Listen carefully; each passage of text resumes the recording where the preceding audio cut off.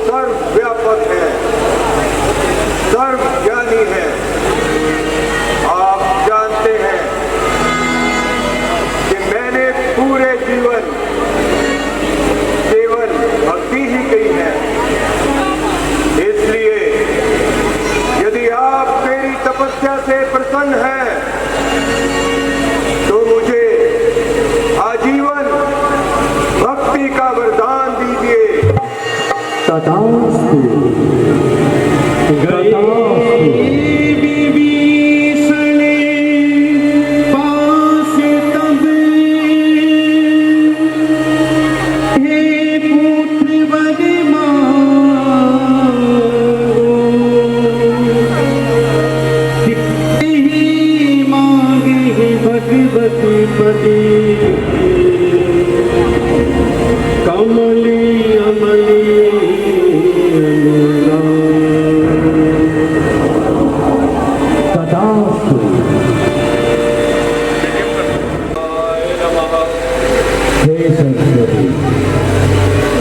मैं कुंभकर्ण को वरदान देना चाहता हूँ। उनको सभी उसकी जीवन पर वास करो। हे कुंभकर्ण, मैं ब्रह्मदेव तुम्हारी तपस्या से प्रसन्न हूँ। कहो क्या इच्छा है? हे ब्रह्मदेव, यदि आप मेरी तपस्या से प्रसन्न हैं तो मुझे इंद्रासन का वर दीजिए। तथास्तु, तथास्तु। नहीं नहीं नहीं नहीं ब्रह्मदेव, नहीं, मुझे इंद्रासन नहीं, मुझे इंद्रासन का वर दीजिए। हे कुंभकर्ण, इस प्रकार तरकश से निकला हुआ बाण वापस नहीं जा सकता, उसी प्रकार हमारा दिया हुआ वचन भी वापस नहीं जा सकता। मैं तुम्हें ये वरदान अवश्य देता हूँ कि तुम 6 माह सोओगे और 1 दिन जागोगे। वो दिन तुम्हारे लिए शक्तिशाली होगा। 6 माह के बाद जब तुम्हारी निंद्रा टूटेगी तो तुम्हें कोई नहीं मार सकेगा, स्वयं मैं भी।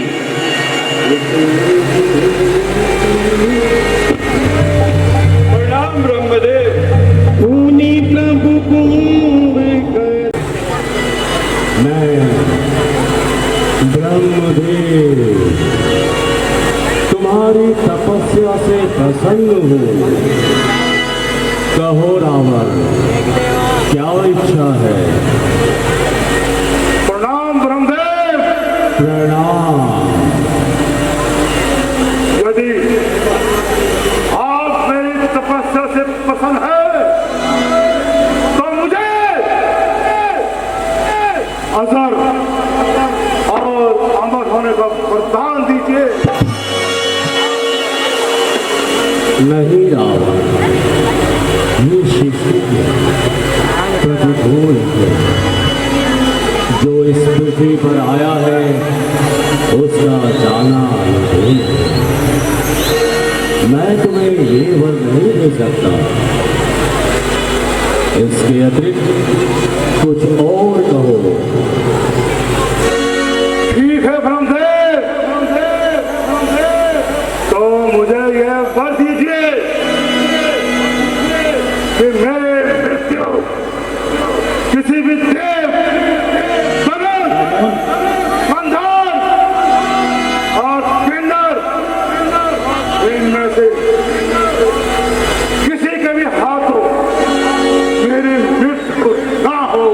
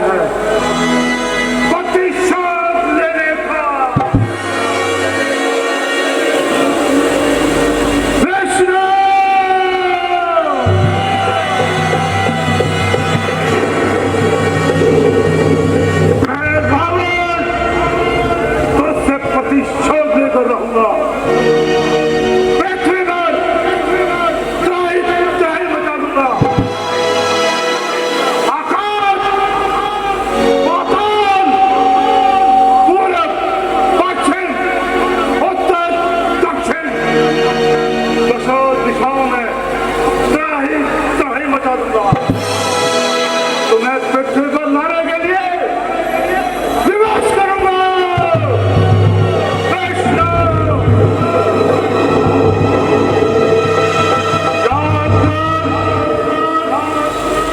जब तूने मेरा ही रूप धरकर मेरी स्त्री के साथ प्रतिशोध किया था,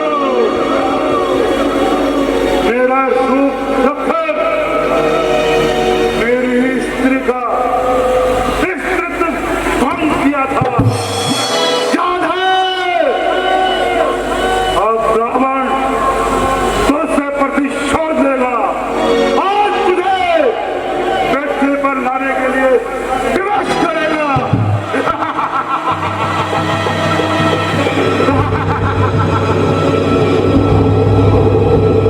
काल हो काल हो, श्रेष्ठ करो, काला हो, जलाकर भस्म कर दो, वो प्रचंड छोड़ो।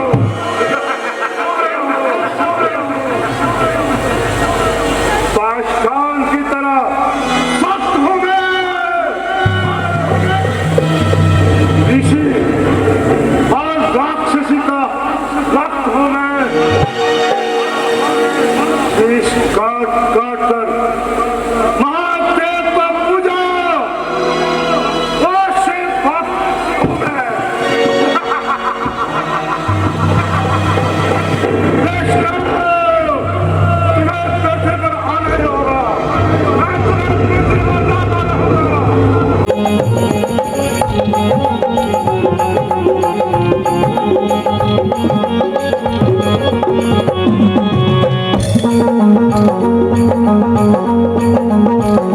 तो मैं एक सूचना दे दूं, पुराने सब लोगों को पता होगा, पहले हमारे आरएसएस के निवासी थे रामनिवास जिंदल जी, अब प्रशांत किया के निवासी हैं।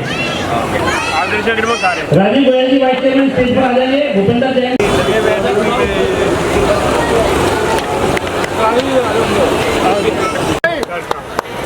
जय श्री राम, जय श्री राम, जय श्री राम। सिन्हा जी से और रामनिवास जिंदल जी 25वीं हमारी रामलीला है। ये 25 सालों से हमारा साथ दे रहे हैं। भाई माला देते हो, माला देते हो। सुरेंद्र जिंदल जी स्वागत करेंगे, प्रेमचंद जिंदल जी, शिव नारायण जिंदल जी, फोटो खींचो। प्रकाश चंद, डॉक्टर प्रकाश चंद अग्रवाल जी हमारे विनोद जी का, रामनिवास जी का स्वागत करेंगे। बलदेव विनायक जी हमारा स्वागत करेंगे। पंकज गुप्ता जी, रिंकू मंगला जी, रिंकू साहनी, हमारे कैशियर जो बड़े मेहनती हमारे मुकेश बंसल जी स्वागत करेंगे दोनों का। हमारे वाइस चेयरमैन राजीव गोयल जी, लीला मूर्ति, ललित गुप्ता जी, भाई अरविंद मूर्ति जी भी आ जाओ भाई। अरविंद जी भाई केवल पार्क के प्रधान है, केवल पार्क के आज के आ जाओ। निकेश गुप्ता जी स्वागत करेंगे। संजय चावला जी हमारे भाई राजीव गोयल जी हमारे, अरविंद मूलचंद जी हमारे बीच में आए हुए हैं, उनका स्वागत करेंगे। हमारे बहुत बड़े डोनर है, दान करता है हमारे। नहीं भाई है जो नहीं भाई तो है ही, भाई तो है ही। हमारे बीच में अभी अभी आए हैं। थोड़ा दोनों किसको देना? अब दोनों का के मैं कहूँगा अंदर घुस रहा है, शादी वीडियो बना रहा है। पब्लिक को देखना था भाई, इससे पीछे हो जाओ, थोड़ा पीछे चेयरमैन मास्टर जयकिशन जी, अध्यक्ष वीरेंद्र गोयल जी और उनके सभी साथी जो भी इस रामलीला में यहाँ अपना जिम्मेवारी निभाते हैं, और आज के उद्घाटनकर्ता श्री रामनिवास जिंदल जी और सभी उपस्थित भाइयों और बहनों, मैं हर साल इस रामलीला में आता हूँ, और जो रामलीला पिछले साल होती है उससे ज़्यादा सुंदर रामलीला अगले साल होती है। मैं यहाँ देखता हूँ कि जितने भी यहाँ कलाकार हैं, बहुत मने हुए कलाकार हैं, और जो यहाँ पर गाने वाले हैं वो भी बड़े सुंदर उनके आवाज़ है। तो मैं ऐसे अवसर पर जब भगवान राम ने जो हमें रास्ते बताए, उपदेश दिए, हमें उसका आचरण करके अपने परिवार को आगे बढ़ाना चाहिए और अपने बच्चों को हमारे सनातन धर्म के संस्कार देने चाहिए। इतना ही मैं कहना चाहूँगा। धन्यवाद। जय हिंद। और मैं रामनाथ जी को आग्रह करता हूँ हमारा मार्गदर्शन करेंगे। धन्यवाद। ये इनको भगवान शक्ति देता है और आगे भी देता है। हमारा जो देश है वो सनातन देश है, बहुत पुरानी सदियों से, लेकिन भारतवर्ष में सनातनियों को दबाया जाता है। सनातनियों को दबाया गया और दबाया जाने की कोशिश कर रहा है। लेकिन ये जो हमारे जो मंचन करने वाले हैं, जो लोग हैं जो रामलीलाएं करते हैं या और कैसे धार्मिक कार्य करते हैं, इससे हमारे जो हिंदू सभ्यता है उसका प्रकाश रहता है, जो घर घर में जाता रहता है। आप देखेंगे हम डेली अपने घर में पूजा करते हैं, पूजा करते रहते हैं। और आज जो है ये का दिन जो है, जो कल हमारे पूरे देश में रामलीला का आयोजन शुरू हुआ है, उससे हमारी सभ्यता को जो है बहुत बड़ा मिलता है, बल मिलता है। और हमारा सभ्यता, हमारा संस्कार जीवित रहते हैं। हमारे जो बच्चे हैं जो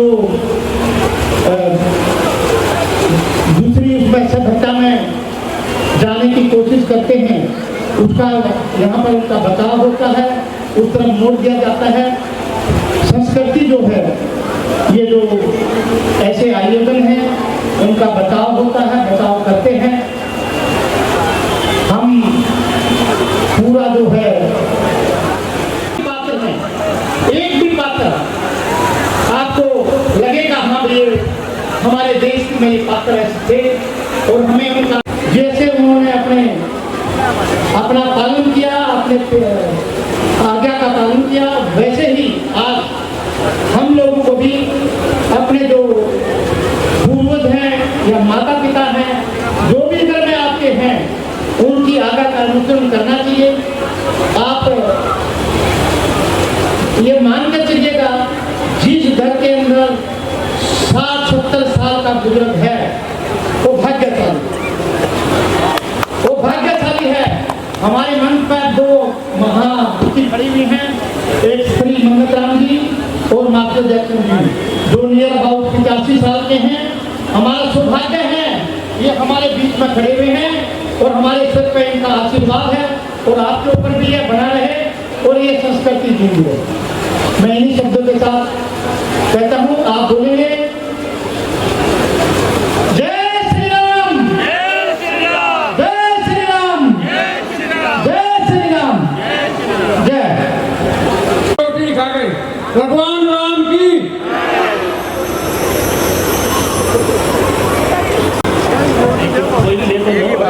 आप आइए सर, धर्मपाल गोयल जी एक बार आगे आगे भाई, हमारे चेयरमैन साहब मास्टर जयकिशन गोयल जी का स्वागत करेंगे। और कोई रह गया तो अश्वनी तो भी या देखिए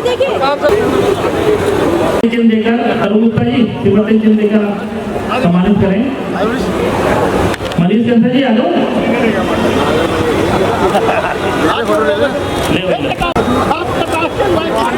लाइटें कुछ दिख नहीं, लाइटें बंद कर दें।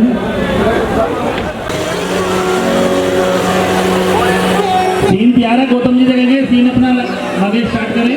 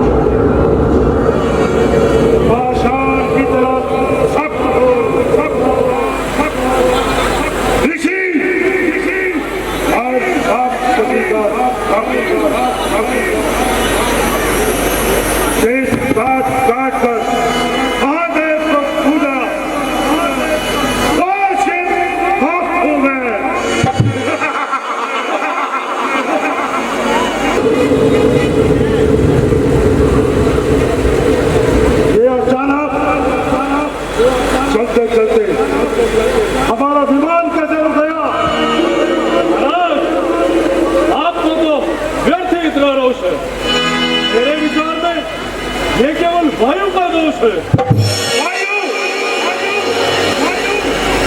वायु वैदिक शक्ति कहा जो मेरी आज्ञा का उल्लंघन कर सके, उसमें सब बल कहा जो मेरी इच्छा के विरुद्ध आकाश मंडल में गमन कर सके। महाराज, तो यह अवश्य ही इंद्र की कोई चाल होगी। इंद्र, अरे इंद्र जैसे नीच का तो मुझसे कोई नाता नहीं, तो मेरे क्षेत्रों में गिना जाता नहीं। उसके विजय पर मेरी शक्तियों का भय छाया हुआ, औसतों से मेरे पैर का ठुकराया हुआ। महाराज, तो अवश्य ही मेघ ने आपके रास्ते में लड़कर अपने अपमान का बदला चुकाया होगा। वही मैं जो दिन रात हमारी आज्ञा बजाता है, पानी छिड़क छिड़क कर लंका की गलियों में ठंडक पहुंचाता है। क्या कहते हो मारी, यदि ऐसे कायर भी रोकेंगे मेरी राह को, तो संसार में कौन जानेगा रावण के नाम को। लंकेश, लंकेश, मैं हूँ शिवजी महाराज का अनुचर। मेरा नाम नंदी है। क्या कहना चाहते हो? महाराज, इस राड को और अधिक ना बढ़ाइए। इस राह से नहीं, किसी और राह से निकल जाइए। क्यों? क्या मैं कोई चोर हूँ जो छिप कर निकल जाए? अगर फेंक दूं, यदि पर्वत भी सामने आ जाए, समुंदर खुश्क हो जाए, तो मेरा नाम पा जाए, गिरा डालो, यदि लोहे की दीवार भी फलूं, यदि मौत का आकार भी हो आगे। क्या आप जानते हैं, यह कैलाश पर्वत शिवजी महाराज का निवास स्थान है, और इस पर से एक व्यक्ति का गुजर जाना एक प्रकार का अपमान है। अब कैसा अपमान? क्या शिव जी को इतना मान है जो इसे अपने अपमान का इतना अभिमान है? जाकर मुंड योगी की जमाकर छान बैठा है, मानो हो कोई राजा या कोई भगवान बैठा है। ना देखी शान मेरी, ना देखा तो दबा मेरा। क्या बच्चों का खेल है रावण का रास्ता रोक लेना? लंकेश, कहाँ ध्यान है? महादेव की महिमा का तो वेदों में भी बखान है। होगा, ऐसी परवाह करने वाला नहीं। दानवेश ऐसे कपटू भूत से करने वाला नहीं। काल हो विकराल हो, फलसर हो, काला हो, जलाकर भस्म कर लो, सब प्रचंड ज्वाला हो। तो ठीक है महाराज, आप जिस ओर से जाना चाहें जा सकते हैं। क्यों नहीं? अभी कैलाश को उठाकर समुद्र में बहा देता हूँ और अपना रास्ता साफ करता हूँ। आप बताए कोई से इतनी शक्ति कहाँ आज के? मैं कहता हूँ जड़े हिलाकर मैं अभी कैलाश की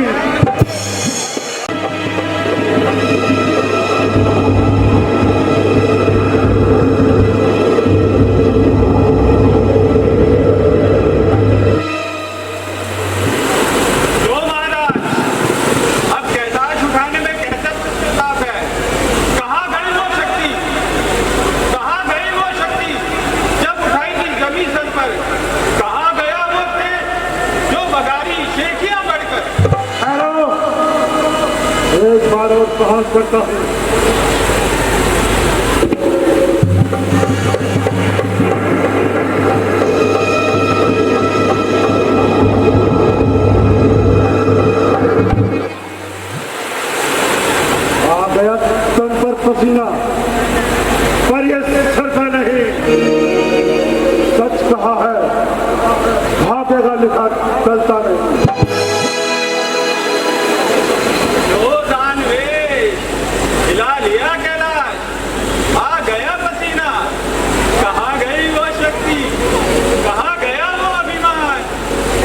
अभिमान दूर हो गया, अहंकार चूर चूर हो गया।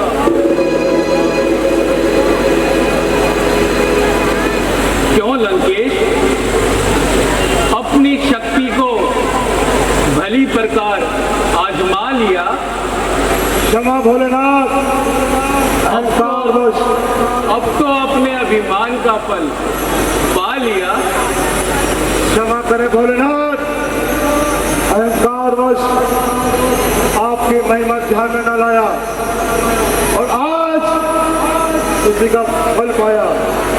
हे भोलेनाथ, मुझ पर दया करें और मेरे मार्ग पर, मेरे पुष्प विमान को जाने का मार्ग दें।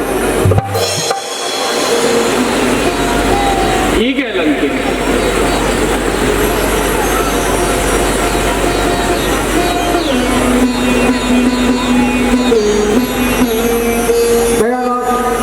दया क्षमा हो भोलेनाथ। लंकेश,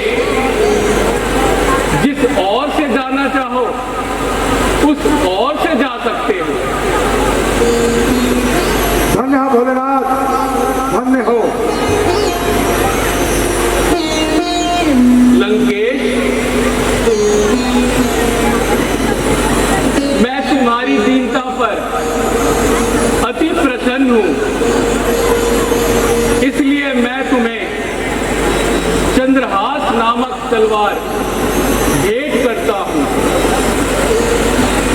यदि तुम इसका नित्य प्रतिदिन पूजन करोगे तो ये तुम्हारी हर प्रकार से सहायता करेगी। लंकेश,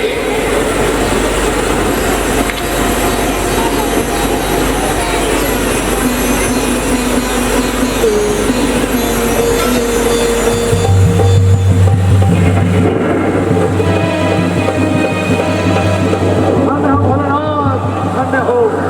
आपकी महिमा परम्पार है। महान उपकार भोलेनाथ। परंतु ध्यान रहे लंकेश, जिस दिन भी तुम इसका पूजन भूल गए तो समझना वही घड़ी तुम्हारी अंतिम घड़ी होगी।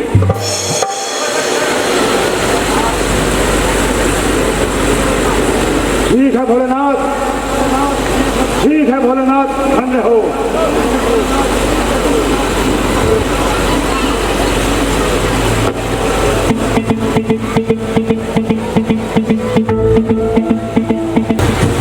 प्रणाम भोलेनाथ, प्रणाम।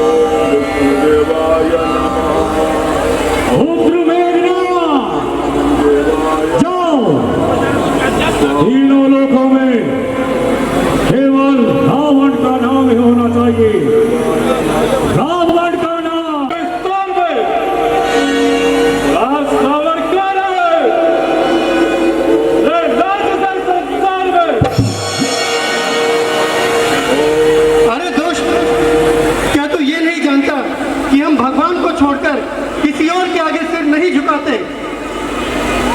अरे हम तो भगवान की स्तुति कर रहे हैं और तू यहाँ पे विघ्न करने आया है।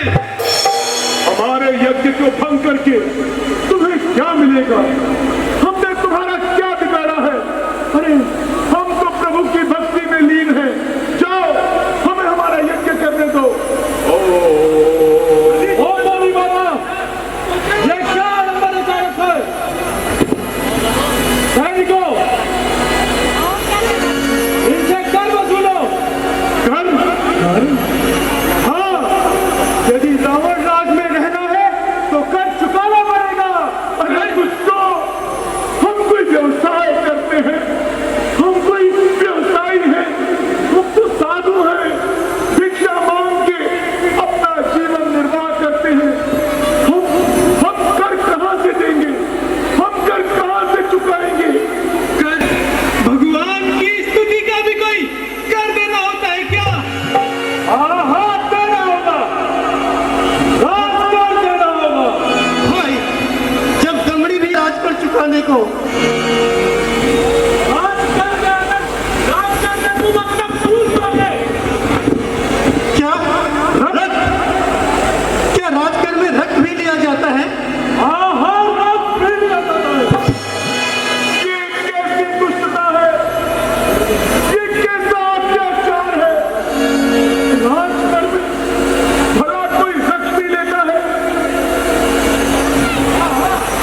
सैनिकों, देखते जाओ, देश की हिफाजत करने लगो और इनका रक्त गलों में बन लो। ये तो अन्याय है, घोर अन्याय। हाँ, घोर अन्याय है। प्रभु की स्तुति के लिए देना होगा। ये कहाँ का न्याय है? सैनिकों,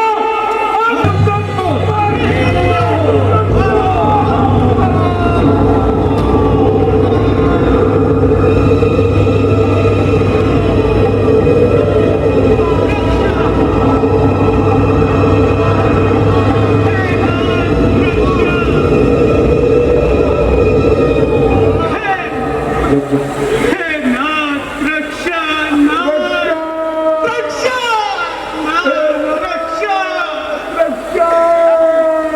हे नाथ। चलो सैनिकों, चलो सैनिकों। अरे दुष्टों, याद रखना, यही रक्त तुम्हारे एक दिन विनाश का कारण बनेगा। ये हमारा श्राप है। ये हमारा श्राप है। हे नाथ रक्षा, हे प्रभु रक्षा, हे नाथ रक्षा, रक्षा प्रभु रक्षा।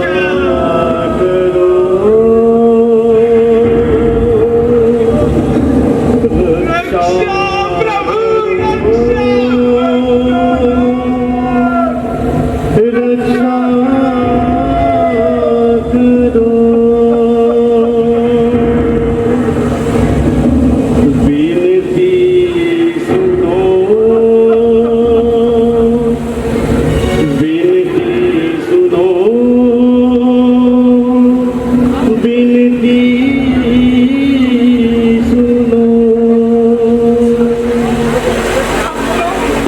इनका काल भी कलयुग के समान होने लगा है।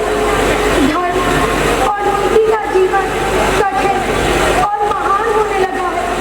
साधु संत सताए जाने लगे हैं। ब्राह्मण और ऋषि कष्ट उठाने लगे हैं। खान खान कर मांस और मदिरा का प्रयोग हो रहा है।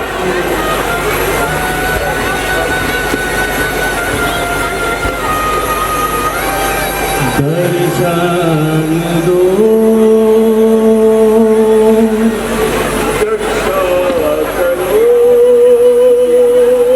दर्शन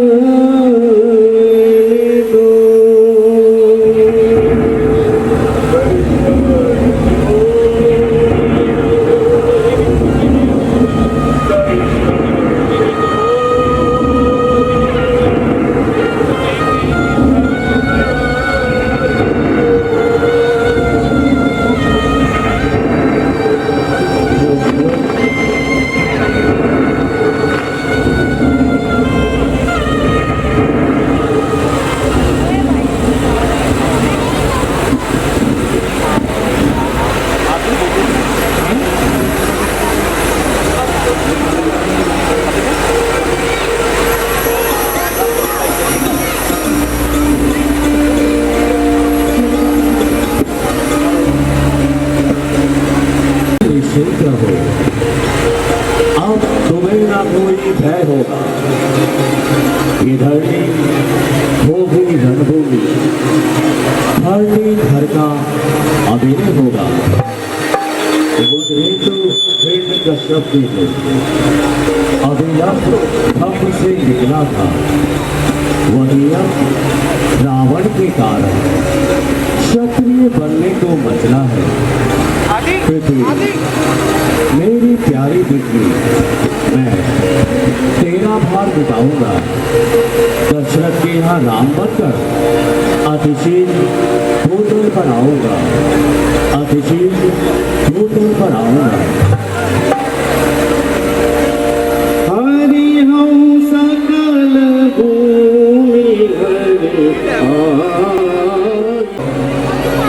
लेकिन कोई भी जयकारा नहीं लगा रहा। एक बार सारे मिलकर एक बार हम सभी जयकारा लगाएंगे। बोलो जय श्री राम।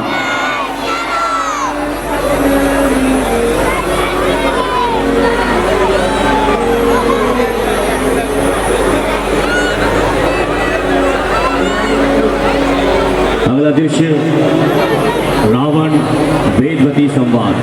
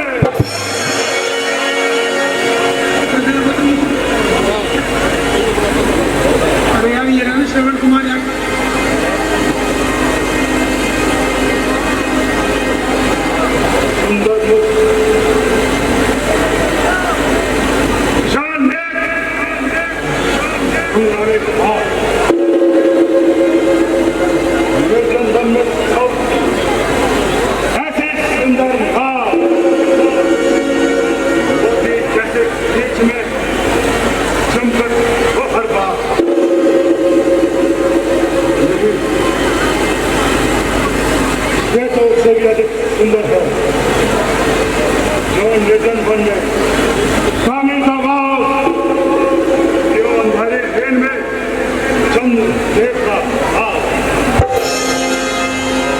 सुंदर मुख, विशाल नेत्र, अंगारे भाव और मन को लुभाने वाला अलौकिक रूप बड़ी विदाई के साथ भाव डाल रहा है। इतने सारे आकर्षण एक साथ मिलकर हृदय दिखाने की चेष्टा कर रहे हैं। यदि मानसिक और शारीरिक बल पर विजय पाने वाली कोई शक्ति है तो ये रूप, यदि ज्ञानी का ज्ञान, मानी का मान और ज्ञानी का ध्यान होने वाला कोई बल है तो ये अलौकिक रूप।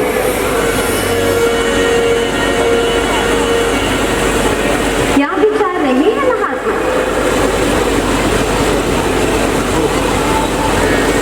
बड़ी भूल हुई। तुम कौन हो देवी?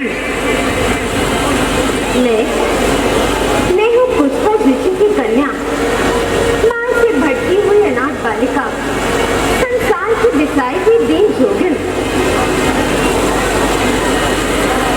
आज तुम्हारा पानी ग्रहण नहीं हुआ।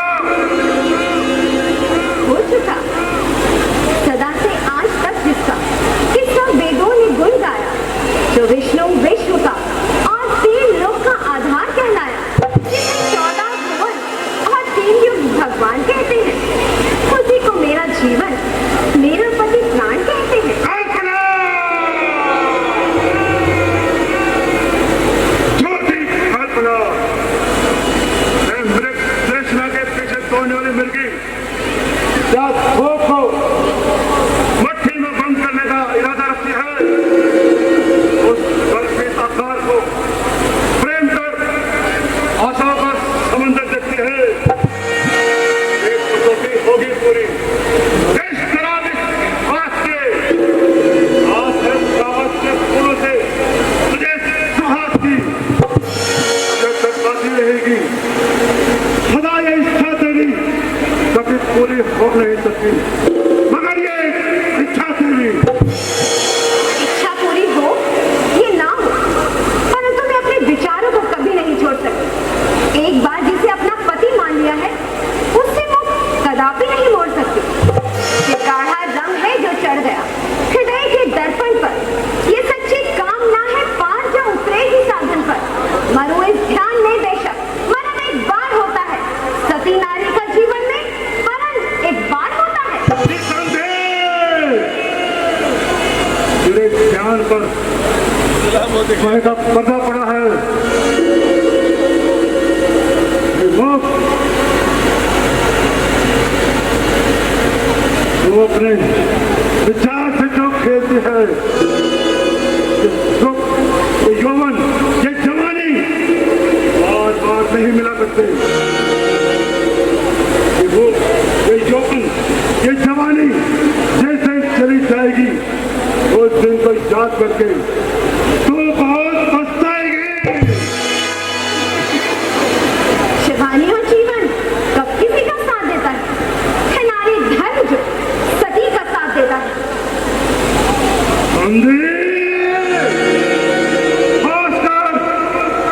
मेरे ध्यान पर साए का पर्दा पड़ा है।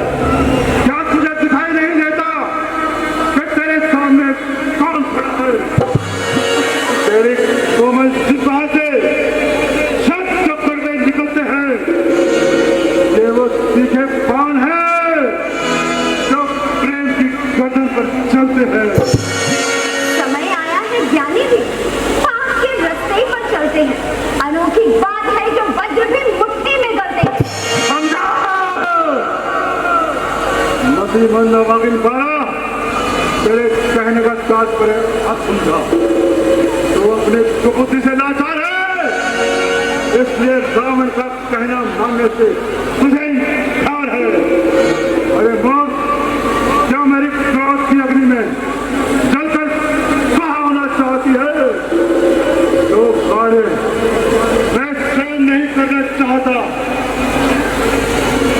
कार्य को करने के लिए मुझे गिरफ्त करती है तो उसको मेरे समझकर खेल तू बहुत सर कर दे वचन अग्नि में डाले खेल तू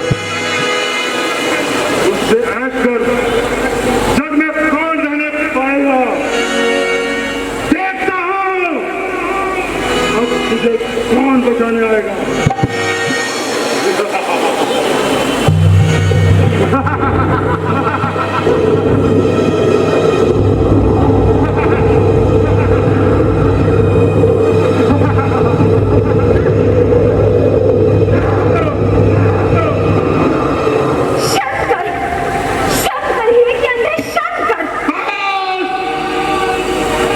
अपनी कहानी को उसी अभिमान में खो देगी अपनी कहानी को।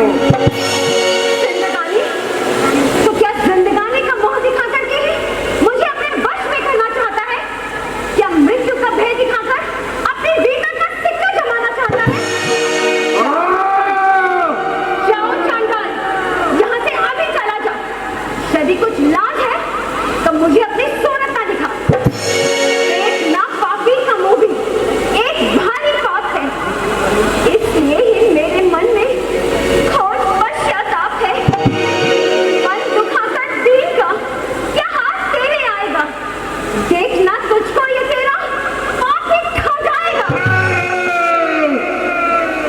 इतनी ढिलाई, इतना अभिमान, एक सौ के राजा रावण का इतना अपमान, जमाने भर की शक्ति जिसके चरणों में झुकती है। तमाशा है ये अपना नाम उसी योद्धा पर हंसती है। पता है, वो एक बलवान शक्ति है, चलाकर भस्म कर देगी। शिवा ज्वाला दहकती है। अब नहीं सहा जाता, देखता हूँ मुझे कौन बचाने आता है। जो हुआ अच्छा हुआ, अब ध्यान ही बेकार है।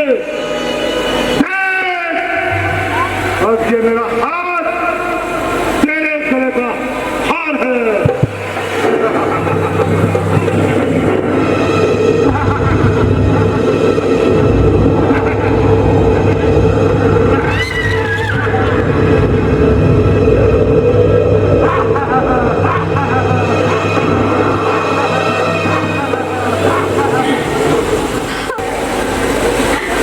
मेरी काया ही फर्स्ट बनाई। मेरे छूने से ये शरीर अब पवित्र हो गया है। अब ये मेरे इष्ट देव की भेंट नहीं चढ़ सकता।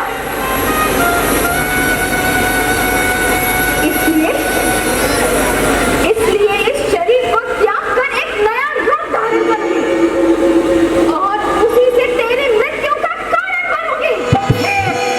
बना है सामने मेरे जो तो विकराल की मूरत, जनकपुर से उठूंगी बन के तेरे काल की मूरत, बन के तेरे काल की मूरत, तेरे काल की मूरत।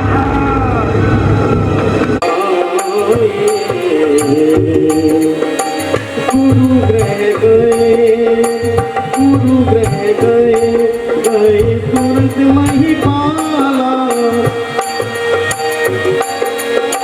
गुरु ग्रह गए तुरंत महिपाला। जहाँ सीट मिले वहीं पर ले ले।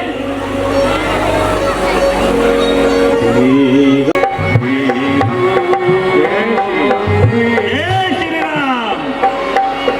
जग में सासों तेरो जग में सासों तेरो। भाई यहाँ पर सब बैठ जाए। बैठ जा भैया, बैठ जा।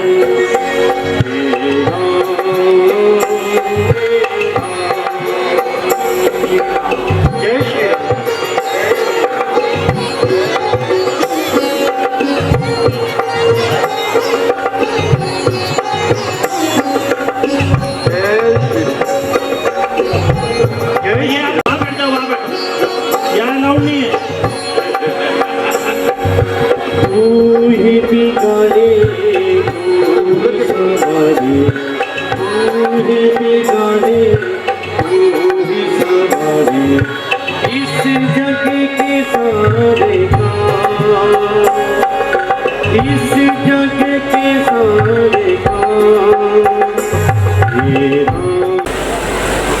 परंतु हर राजा वही होता है जो अपनी प्रजा की रक्षा के लिए अपना समर्थन निछावर कर दे। जिस राज्य में प्रजा के दुख अपना दुख समझे वही राज्य होता है। और नीति में कहा है कि जिस शरीर में प्राण नहीं, जिस सरोवर में जल नहीं, जिस घर में दीपक नहीं और जिस राज्य में राजा नहीं, वो राज्य केवल और केवल मरघट के समान होता है। आप सत्य कहते हैं महाराज। महाराज की जय हो। शुभ दिन, शुभ घड़ी, शुभ पल, शुभ अवसर। श्रवण कुमार पधारिए, पधारिए श्रवण कुमार। ठीक ही कहा महाराज ने। जिस राज्य में न्याय नहीं वह राज्य मरघट के समान ही होता है।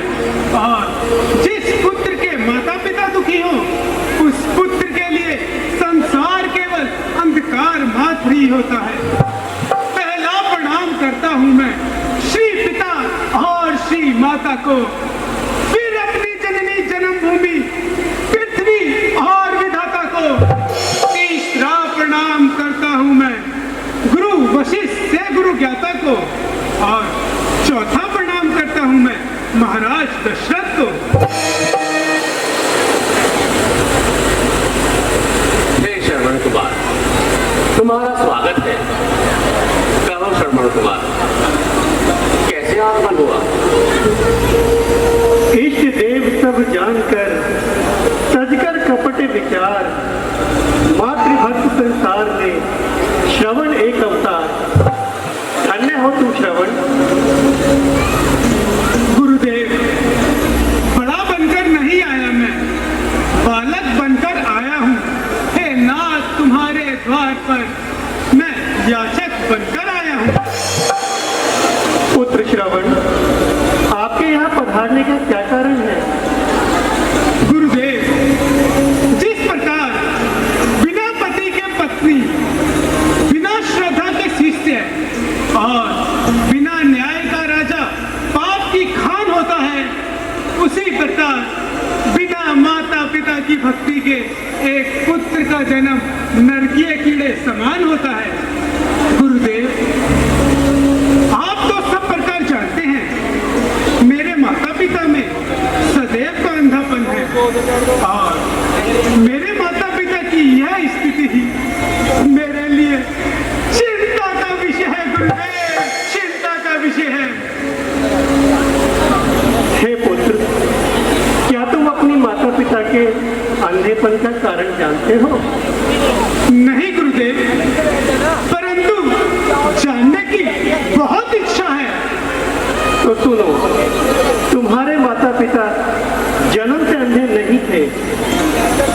उन्होंने पुत्र प्राप्ति के लिए घोर तपस्या की। ब्रह्मा जी ने उनकी तपस्या से प्रसन्न होकर उनको दर्शन दिया और कहा कि तुम्हारे भाग्य में पुत्र नहीं है, परंतु यदि तुम पुत्र प्राप्त करना ही चाहते हो तो तुम्हें अंधा होना पड़ेगा। और तुम्हारे माता पिता ने स्वीकार कर लिया। उसी वरदान के फलस्वरूप तुम्हारा जन्म हुआ और तुम्हारे माता पिता अंधेपन का जीवन व्यतीत कर रहे हैं। गुरुदेव, धन्य है मेरे माता पिता, जिनके इस बलिदान के कारण आज मेरा ये जन्म हुआ। आज मुझे ये ज्ञात हुआ कि मैं उनका कितना ऋणी हूँ। एक पुत्र के लिए इतनी ममता, इतनी उदारता, पुत्र के लिए पृथ्वी पर सोए, पत्ते कंदमूल खाकर जंगलों के दुखों को सहन किया।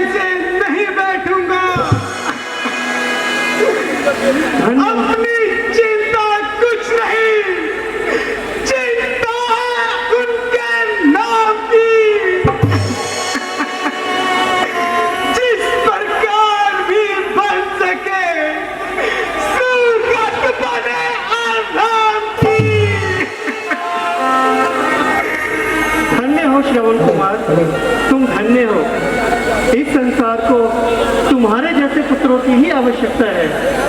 गुरुदेव, अब विलंब मत कीजिए, बताइए उपाय की।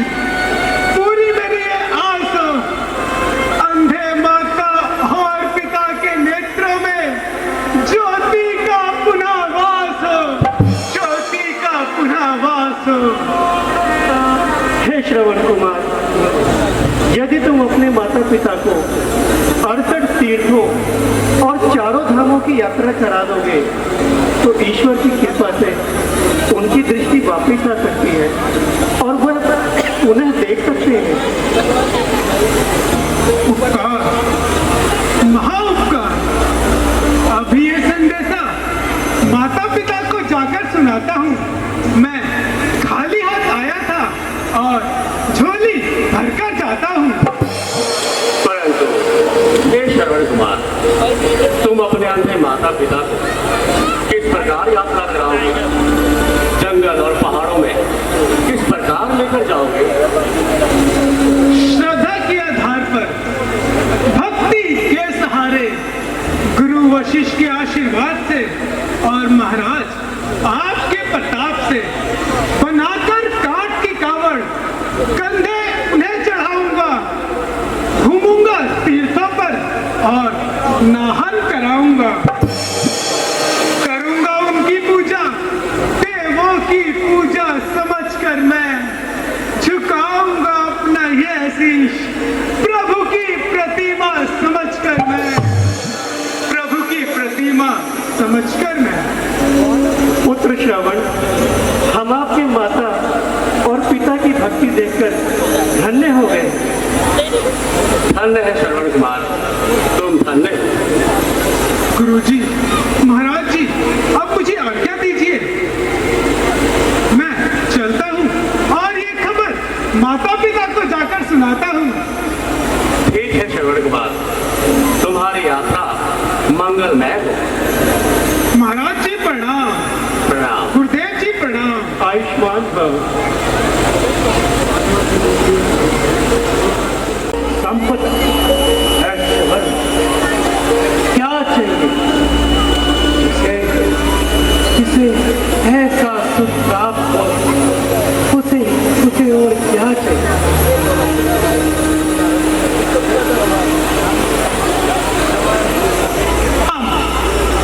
पिताजी प्रणाम।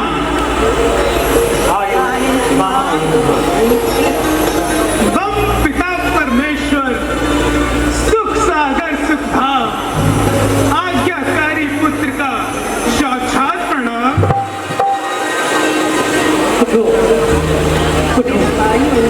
दीर्घायु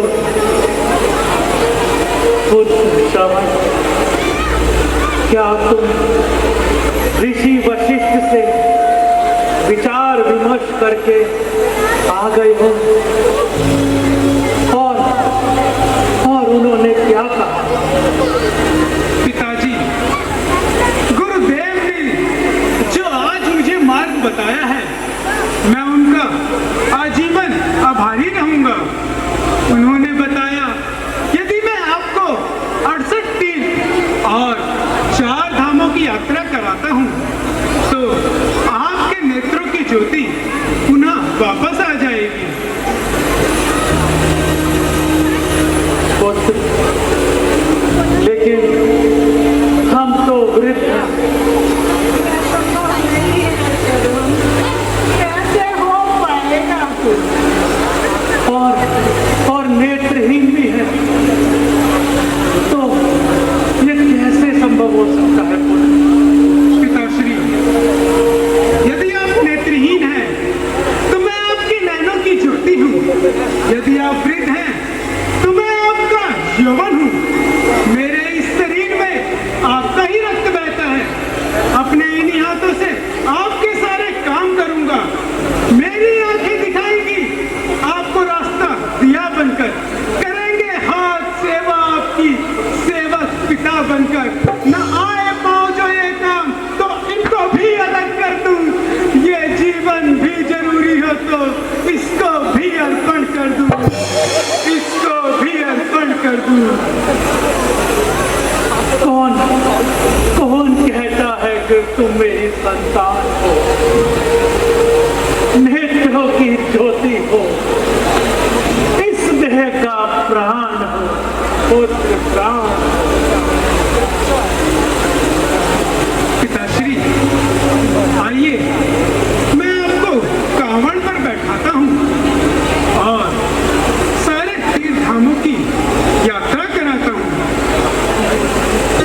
कहो पुत्र।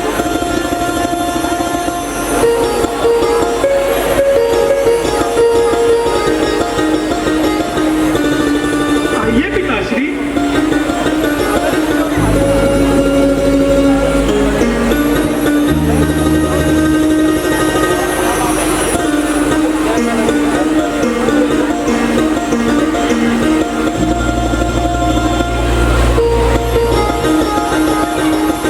आइए माताश्री।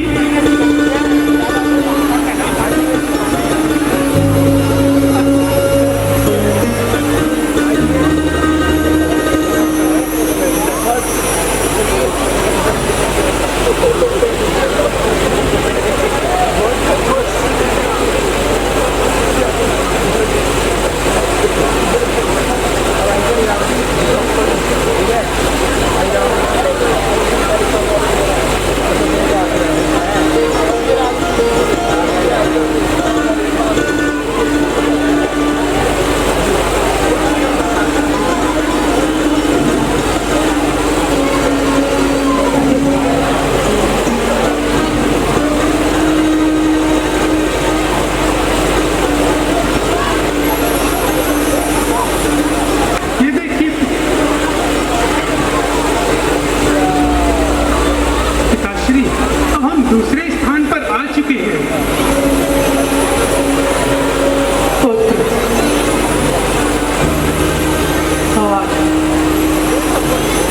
आज फिर पुनः इस जन्मभूमि की रज का स्पर्श मिला। ये पुत्र तुम्हारे प्रण के कारण ही संभव हो। हे विधाता, आपका धन्यवाद, आपका धन्यवाद।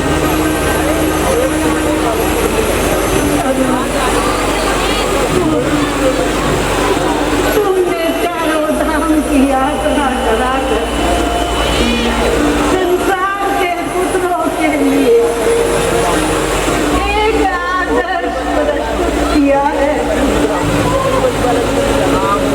भगवान तुम्हें लंबी आयु दे और सुखी रखे। माता जी, ये सब तो मैंने कुछ भी नहीं किया। जननी का ऋण तो पुत्र अपने खाल की जूती बनाकर भी पहनाए तो भी नहीं उतार सकता। पुत्र तुम बहुत थक गए होंगे, इसलिए थोड़ा विश्राम कर लो। नहीं माता जी, मैं तनिक भी नहीं थका। आप निसंकोच होकर विश्राम कीजिए और मुझे चरण सेवा का अवसर दीजिए। हाँ, मुझे बहुत प्यास लग रही है। जाओ, कुछ जल का प्रबंध करो। जो आज्ञा पिताश्री, मैं शीघ्र ही जाता हूँ और जल लेकर आता हूँ। जब तक आप यहीं विश्राम कीजिए। तुम्हारी इच्छा लेकिन शीघ्र ही लौट आना। आजकल मैंने सुना है अवध में हिंसक पशुओं का बोलबाला है।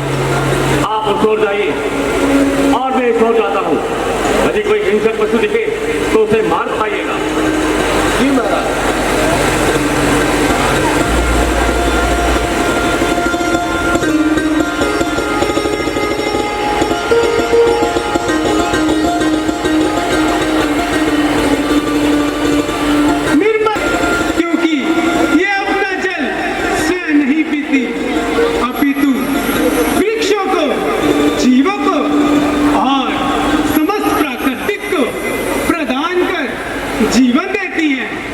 ओह, मैं भी कहाँ खो गया। माताजी और पिताजी मेरी राह देख रहे होंगे। मैं शीघ्र ही चल पड़ता हूँ और माताजी पिताजी के पास चलता हूँ। ये क्या, सुबह से शाम हो गई परंतु कोई हिंसक पशु नजर नहीं आया।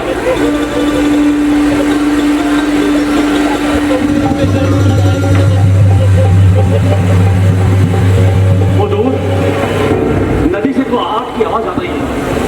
प्रतीत होता है कि कोई पशु वहां पानी पी रहा। मैं क्यों ना शाम से बाण चलाकर उसको यही समाप्त कर देता हूं।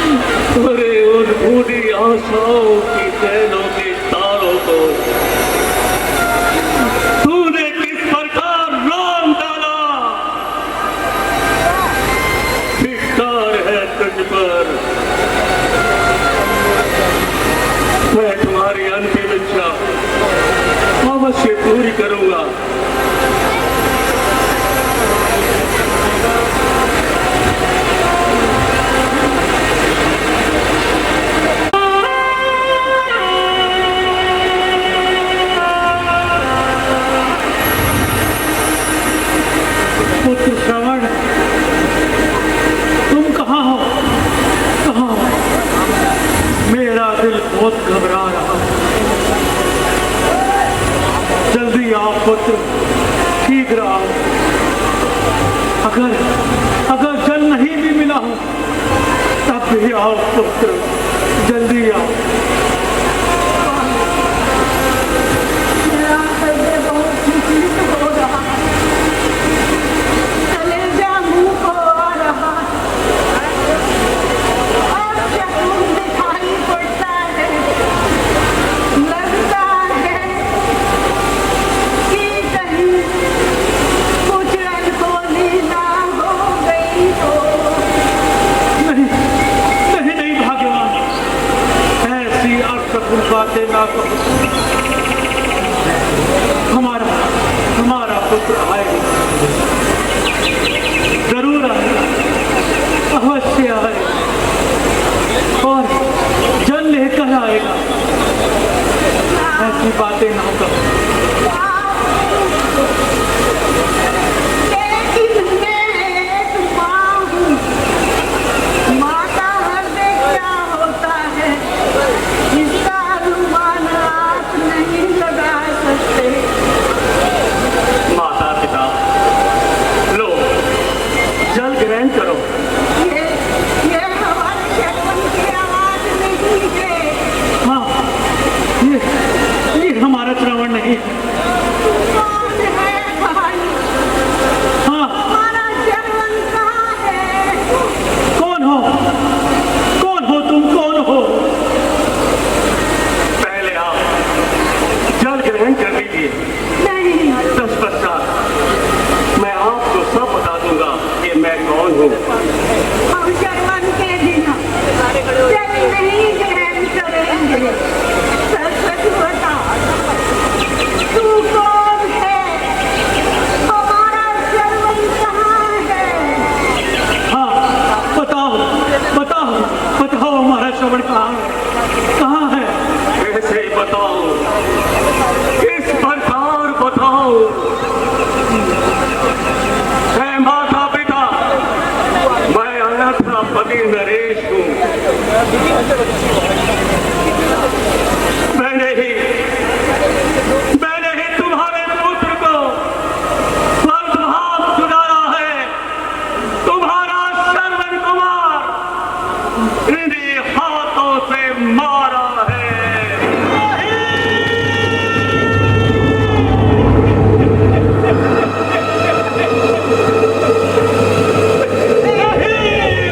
नहीं हो सकता, हमारा शकुन छोड़ कर।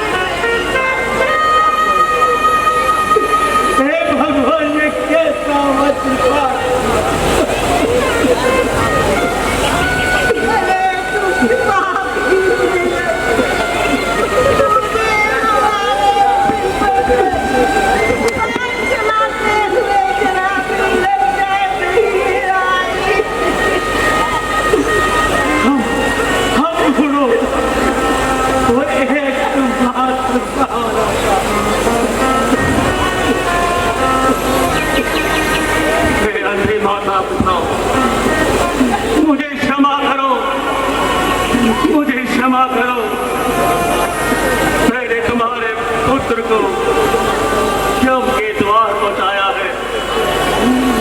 मैं आपसे अपने अपराध की क्षमा मांगता हूँ, मुझे क्षमा करो। अरे दुष्ट पापी, जैसे तूने से मानव का सारा जीव लिया, हम अपने पुत्र वियोग में तड़प रहे हैं।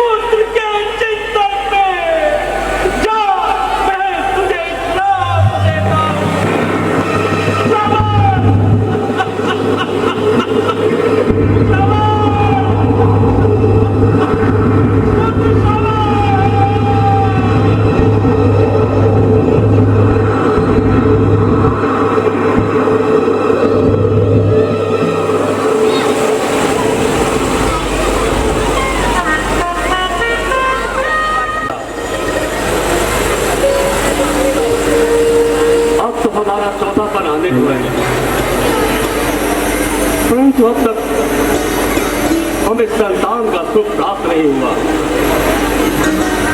हमने 3 विवाह किए, परंतु अब तक हमें संतान का सुख प्राप्त नहीं होगा। बस यही चिंता हमें दिन रात खाए जाती है। क्या हमारे बाद सूर्य वंश समाप्त हो जाएगा? क्या हमारे नाम का कोई लेवा नहीं होगा? क्या ये सूर्य वंश का समाप्त है? बस यही चिंता हमें सताए होती है। गुरुदेव, प्रणाम गुरुदेव।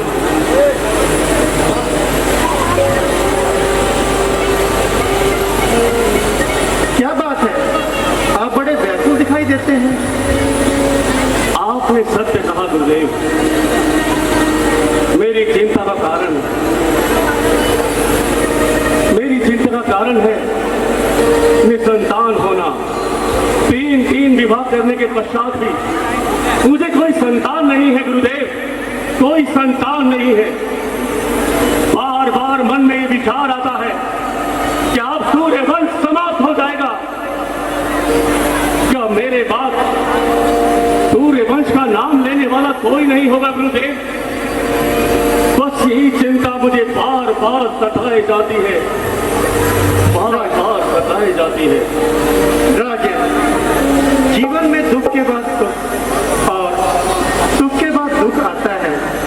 दिवस के बाद रात्रि और रात्रि के बाद दिवस आता है। उस परमात्मा की बाहें बहुत विशाल है, वो आप पर अवश्य कृपा करेंगे। परंतु गुरुदेव कब अब मेरा छोटापन आने को निकट है, तो वो परमात्मा मेरी कब सुनेगा गुरुदेव? आप ही मुझे कोई राह बताइए गुरुदेव, आप ही मुझे कोई राह बताइए। धीरज रखिए राजन, इसका भी एक उपाय है। क्या गुरुदेव? इसका उपाय है श्रृंगी ऋषि। श्रृंगी ऋषि?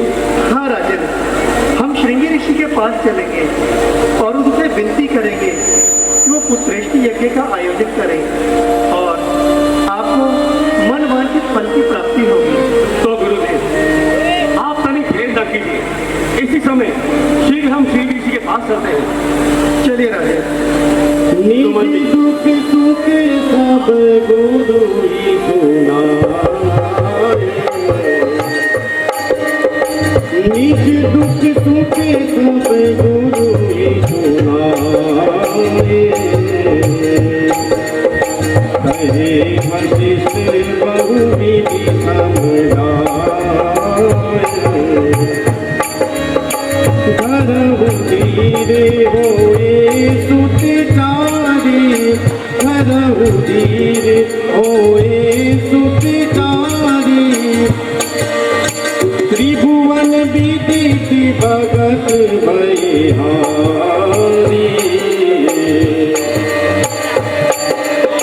त्रिभुवन विदित भगत भयहारी।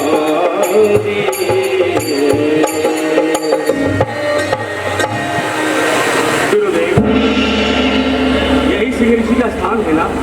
हाँ राजन, यही श्रृंगी ऋषि का स्थान है। सुमन जी, आप जाइए और श्रृंगी ऋषि को हमारे बारे में कहिए। कैसे आज्ञा? हमारे लिए पुत्रष्टि यज्ञ करेंगे। अवश्य राजन, आपकी मनोकामना अवश्य पूर्ण होगी।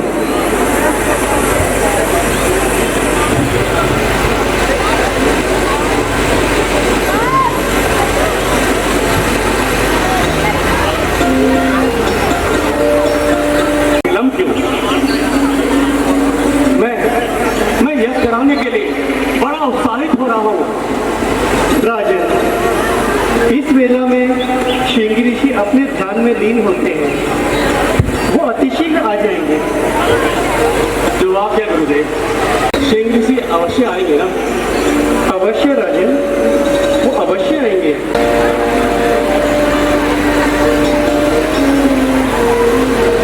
प्रणाम श्रृंगी ऋषि जी। प्रणाम ऋषिराज। ऋषि, मेरे को क्या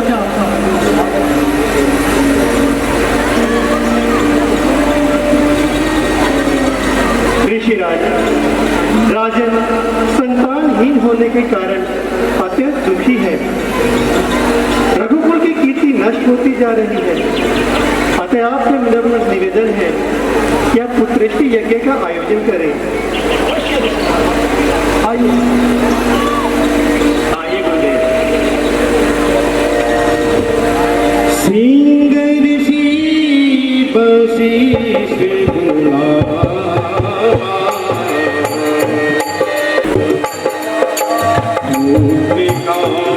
शुभ यज्ञ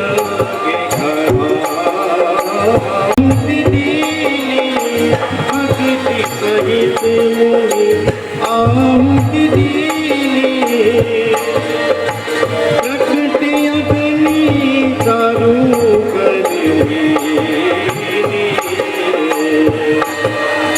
प्रकृति अग्नि दारू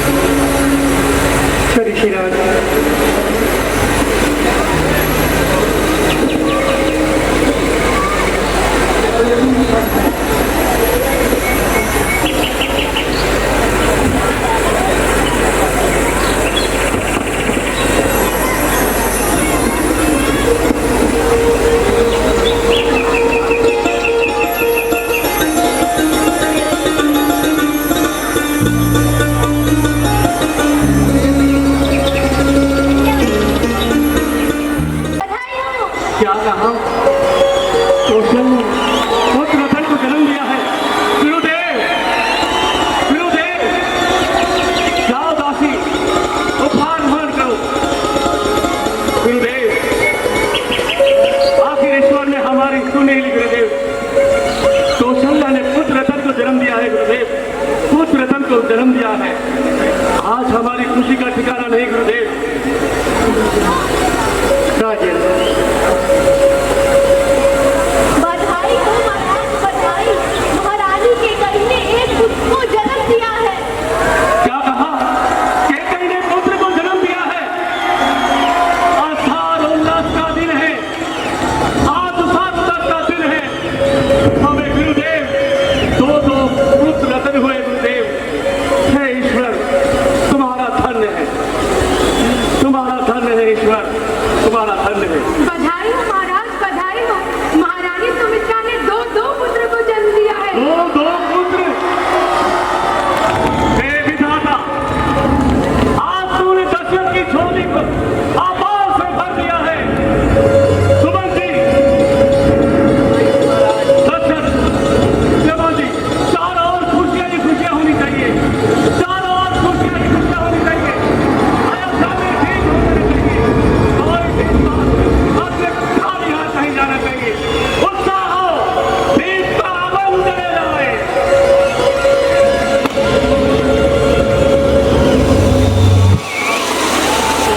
चितवट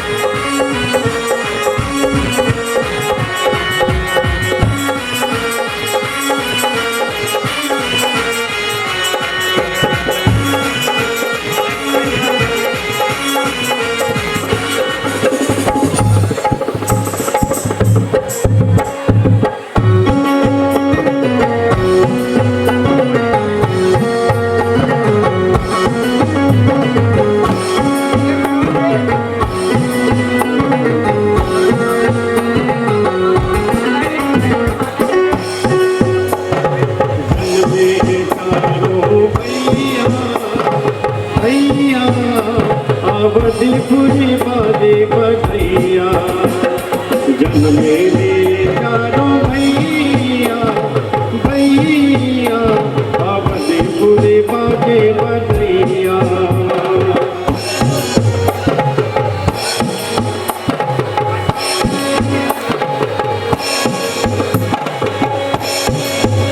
राजा लुटावे हीरा मोती राजा लुटावे हीरा मोती रानी लुटावे रुपैया अवधीपुरी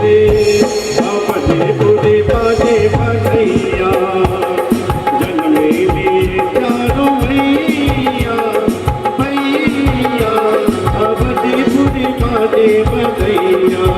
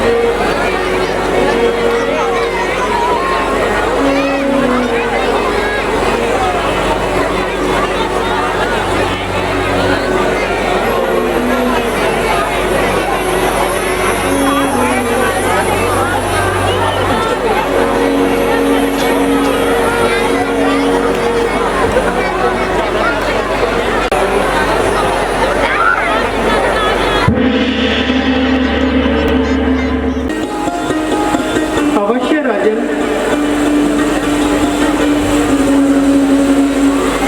गुरुदेव ये कौशल्या का पुत्र है इसका नामकरण बताइए राजन आपका ये पुत्र सृष्टि के कण कण में रमन करने वाला है अतः इसका नाम राम उचित होगा राम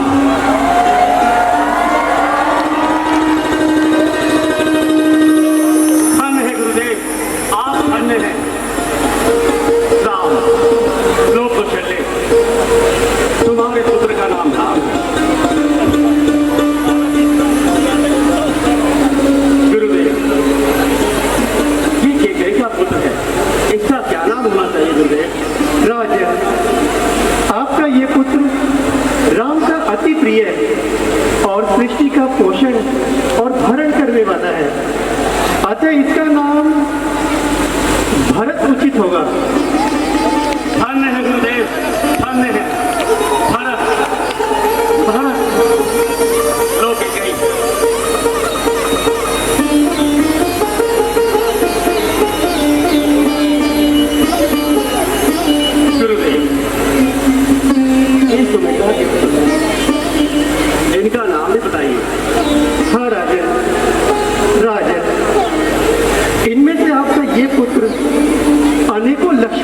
परिपूर्ण है, अतः इनका नाम लक्ष्मण उचित होगा।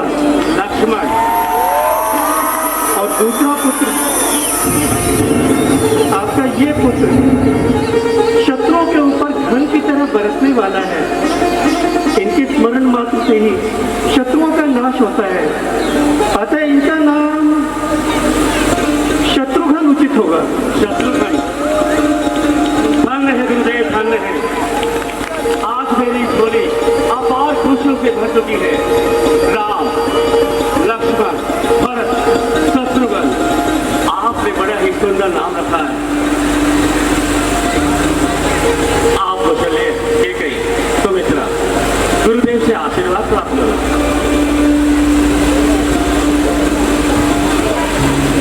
कल्याण।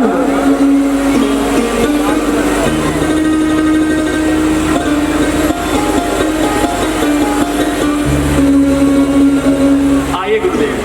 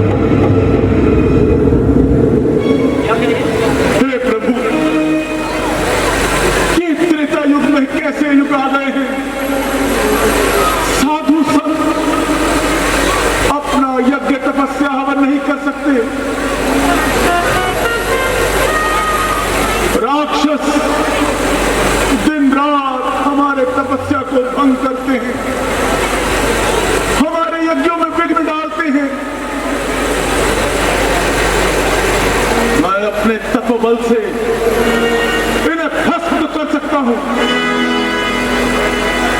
परंतु इस कार्य के लिए तो श्री हरि ने अवतार ले लिया है। क्या करूं? महाराज दशरथ के पास जाकर उनके पुत्रों को मांग लेता हूं और इन राक्षसों का अंत करवाता हूं। प्रणाम ऋषिराज, प्रणाम।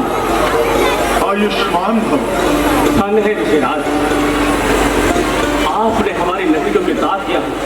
आइए ऋषिराज, पधारिए, आइए। इस स्थान ग्रहण कीजिए ऋषिराज। तुम्हारा कल्याण हो राजन। आपको बड़ा सौभाग्य प्राप्त हुआ जो आपके चरणों की सेवा का अवसर प्राप्त हुआ ऋषिराज। कहिए ऋषिराज, इस वक्त किस प्रकार आगमन हुआ? क्या बताऊं राजन, क्या बताऊं। वनों में राक्षसों का उत्पात बढ़ता जा रहा है और राजाओं को इसकी कोई परवाह नहीं। हो राज ऋषि या ब्रह्म ऋषि या ज्ञानी धुनी रवाय हो, तुम राज के मत में अंधे हो, तुम आया में फरमाए हो। अनकर्चन है संतापों का, तूफान चढ़ा है पापों का।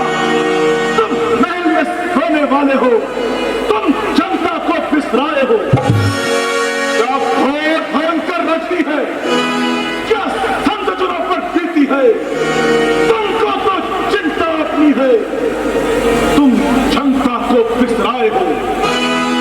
ऋषिराज, यदि कोई आज्ञा हो तो कहिए ऋषिराज, सेवक हाजिर है। सेवक हाजिर है राजन। मेरा क्रोध निरंतर नहीं है। मैं यज्ञ जिस समय करता हूं, दुख मुझे निशाचर देते हैं। पूजा सामग्री हवन कुंड सब नष्ट भ्रष्ट कर देते हैं। असुरों के अत्याचारों से अकुलाया मैं घबराया हूं। सेवा सहायता दो चीजें मैं तुझसे मांगने आया हूं। तू अपने दोनों राम रतन, तू अपने दोनों राम रतन दे सौंप मुझे कुछ दिवसों को। इसमें है पुण्य सुयश तुझको, कल्याण लाभ उन दोनों को। ऋषिराज, ऋषिराज, कुछ सोच समझ कर आज्ञा दो। वे बालक चौथे बन गए हैं, अभी नादान है, ना लड़ना वे जानते हैं, धनु विद्या से अनिशान है। हे ऋषिराज, सुख संपदा राजपाट ताज सब निर्धान आप पर है। यदि आपकी आज्ञा हो तो ये सेवक आपके चरणों में है। परंतु थोड़ा सा तो विचार करो। ये बालक चौथे बन के हैं।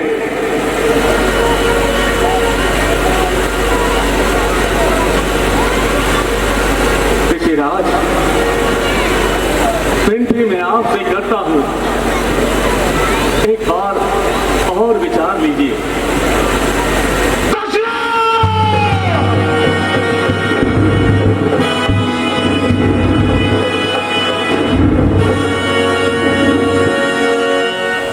दशरथ इतने ज्ञानी होकर बच्चों में ममता रखते हो, जा चुकी जवानी दीवानी, फिर भी माया में रमते हो। उपकार सबका करने में इतनी बातें, इतनी उलझन, कुछ दिवस को उनको देने में इतना विलंब, इतनी अड़चन। यदि आज विष्णु से कहता चल जाते छोड़ गरुड़ वाहन, शंकर से विनती करता तो हिल जाता उनका प्रियासन। मांगी जो तुमसे ये भिक्षा, मांगी जो तुमसे ये भिक्षा, इसलिए मुझे संताप हुआ। दुख तुम्हें हुआ, दुख मुझे हुआ, इस पुण्य कार्य में पाप हुआ। ठीक है दशरथ, हम तुम्हारे द्वार से खाली हाथ ही लौट जाते हैं, किंतु याद रहे हमारा नाम भी मुनि विश्वामित्र है। मुनि विश्वामित्र। ऋषिराज, ऋषिराज,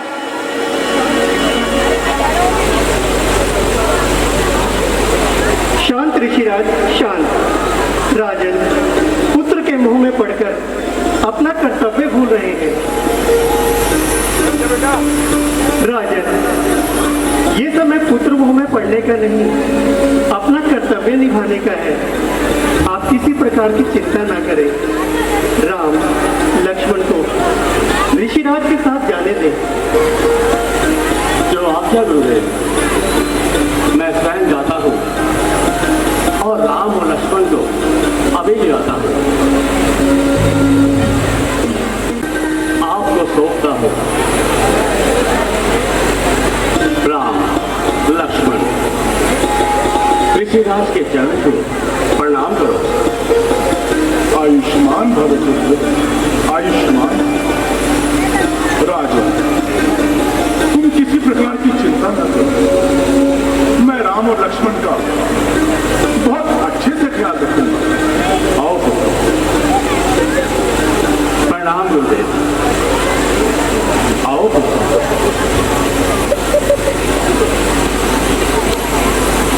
आश्रम पहुंचने के दो मार्ग हैं।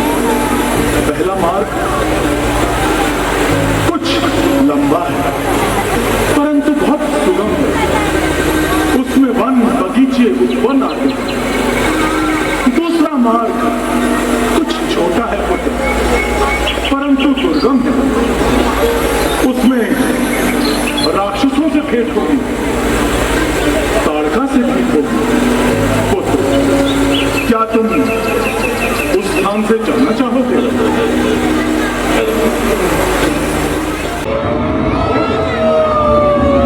चलो नहीं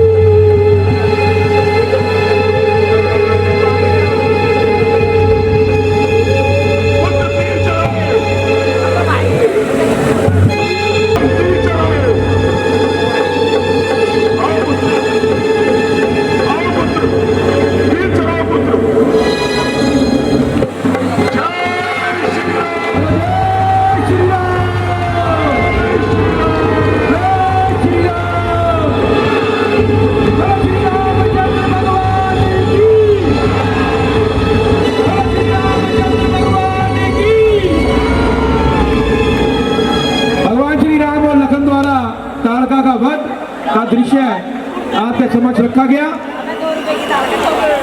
आरती होगी। आज की लीला को यही विराम दिया जाता है। असली फोटो दिखा दे।